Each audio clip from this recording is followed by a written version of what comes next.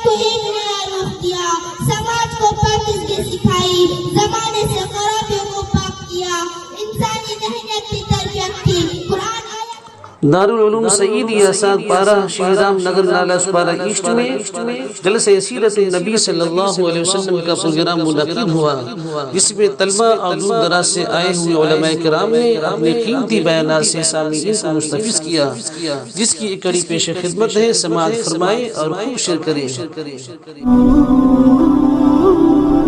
PD Islamic Media, an Islamic YouTube channel. حامدا ومصليا ومسلما أما بعد، قال النبي صلى الله عليه وسلم: خيركم من تعلم القرآن وعلمه۔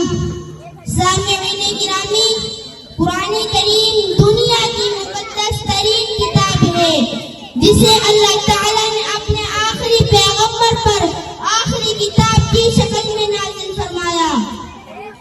قرآن کریم سے پہلے دنیا کی جو حالت تھی وہ ناقابل بیان ہے، لیکن یہ قرآن پاک کا ہی معجزہ تھا کہ اس نے آتے ہی دنیا میں انقلاب آ گیا، کفر و شرک کی تاریکیاں چھٹنے لگی اور ظلم و ستم کی آگ بجھنے لگی۔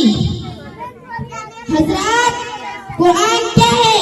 قرآن ایک دستور حیات ہے، زندگی سنوارنے کا سامان ہے، ہدایت کا نور ہے، حق کا منصور ہے۔ قرآن کیا آ گیا؟ عالم میں ایک انقلاب رونما ہو گیا۔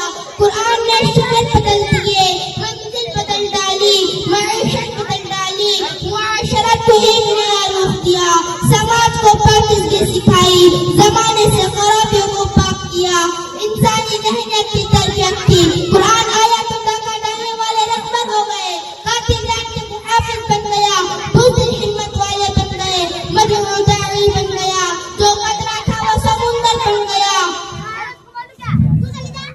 جو جاہل تھا وہ عالم بن گیا، جو لوہا تھا وہ فارس بن گیا۔ حضرات گرامی، قرآن وہ مقدس کتاب ہے جس کی عظمت و برکت کا اندازہ نہیں لگایا جا سکتا۔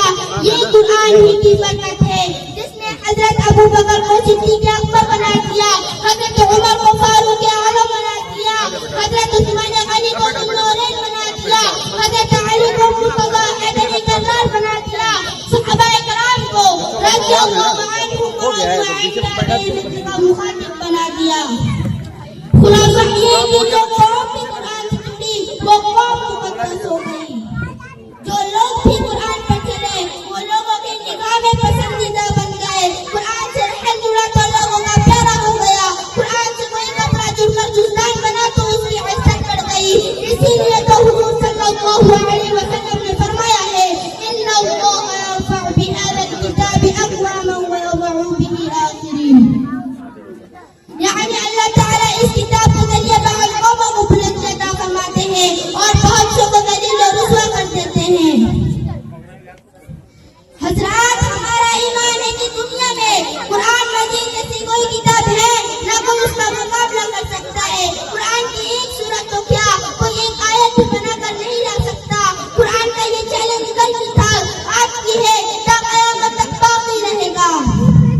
جس طرح ہر زبان کا قرآن کی فصاحت و بلاغت کے سامنے گھٹنے ٹیک دیے، قیامت تک ہر کوئی قرآن کے سامنے عاجز و بے بس ہوتا رہے گا۔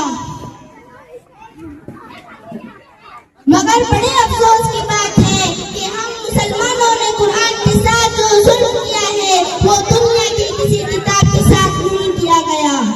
وہ قرآن جو دل مومن کے لیے نور بن کر آیا تھا، جو کتاب ہدایت تھی، جو انہی چند باتوں میں اپنی تقریر ختم کرتا ہوں۔ آمین وآخر الدعوانا ان الحمدللہ رب العالمین۔ اس طرح کی اسلامک ویڈیو دیکھنے کے لیے ہمارے P D Islamic media channel کو ضرور سبسکرائب کریں، ویڈیو کو زیادہ سے زیادہ شیئر کریں۔ آپ کا اپنا دوست کلام الدین، سیتامڑھی، بہار۔